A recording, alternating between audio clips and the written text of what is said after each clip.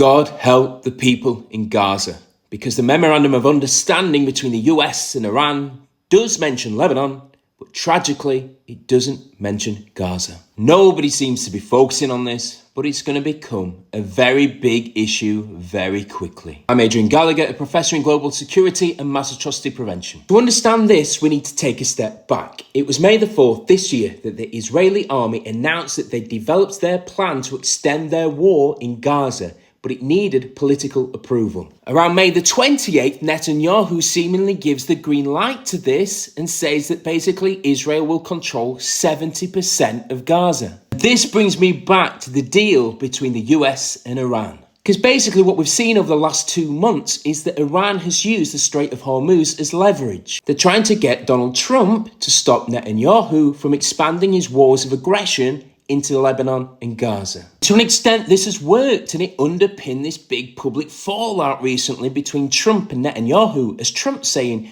"Don't carry on invading Lebanon, you're risking my deal with Iran." This is why the announcement of the deal has been framed by some analysts as a great defeat for Netanyahu because he can't fulfill his strategic objectives in Lebanon.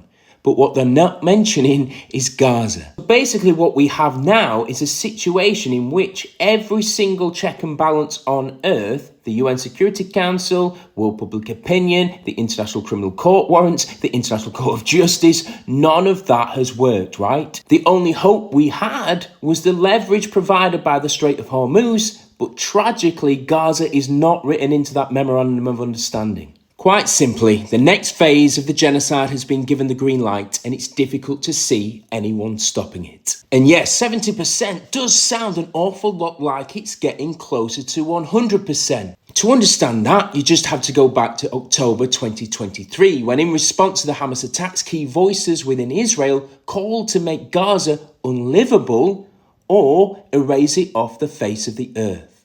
If you're wondering, that's in the evidence that was submitted to the International Court of Justice. This brings me back to the start. God help the people of Gaza, because I don't see anybody else stopping Netanyahu anytime soon.